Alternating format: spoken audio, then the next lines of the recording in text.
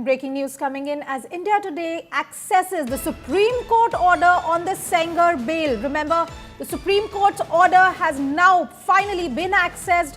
The hearing, of course, happened at around 11:30 this morning. But the order, the detailed order in the Kuldeep Sengar case has now been accessed by India Today. The Supreme Court has said he will not be released from custody pursuant to the High Court order. Srishti Ojha continues to be with me on this story.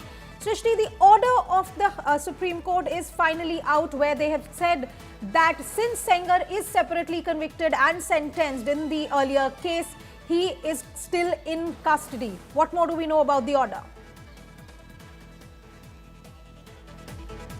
Well, yes, Anisha, we have accessed the Supreme Court order, which is stayed the High Court's order where the life sentence of Kuldeep Sengar was suspended and also bail was granted to him. The order is in a way reiteration of what we had reported earlier from what the Supreme Court directed during the hearing.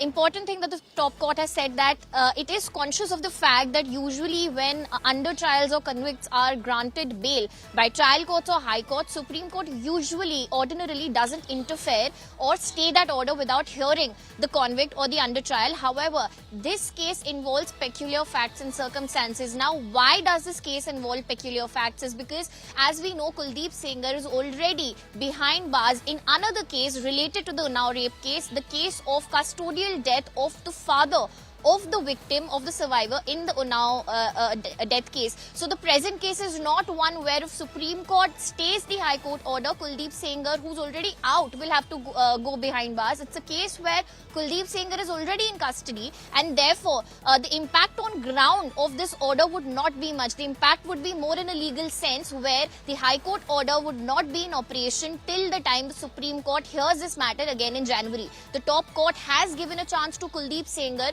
to respond to CBI's appeal, which has challenged this decision of the High Court granting bail to Kuldeep Sengar.